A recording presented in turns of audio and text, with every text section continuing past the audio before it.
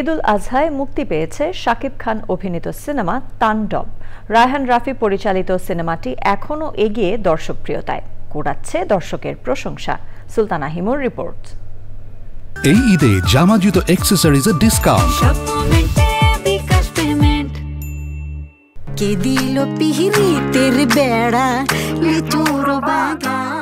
ঈদের আমেজে তাণ্ডব চালাতে বড় পর্দায় হাজির শাকিব খান। রায়হান রাফি পরিচালিত, শাকিব জয়া অভিনীত ঢালিউডের নতুন সিনেমা তাণ্ডব এরই মধ্যে সিনেমা হলে মাতিয়েছে তাণ্ডব।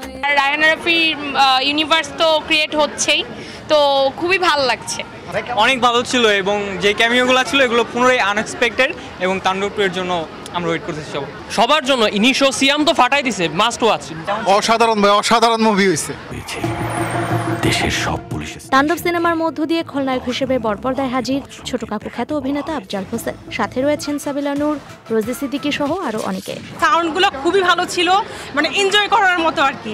আর কাহিনী লাস্টে দিয়ে আমরা খুব এনজয় করেছি, পুরো হল হাততালি দিয়েছে, খুব ভালো লেগেছে। আরো যে যারা চরিত্র ছিল ভীষণ ভালো ছিল, জয়ের অভিনয় অসাধারণ ছিল।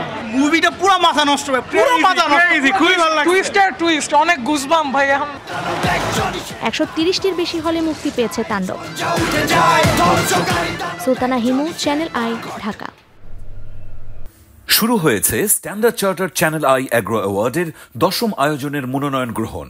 এবার নতুন ক্যাটাগরি বছরের সেরা ছাদ কৃষক সহ মোট 13টি ক্যাটাগরিতে পুরস্কার প্রদান করা হবে। মনোনয়ন গ্রহণ চলবে আগামী 15 জুলাই 2025 তারিখ পর্যন্ত।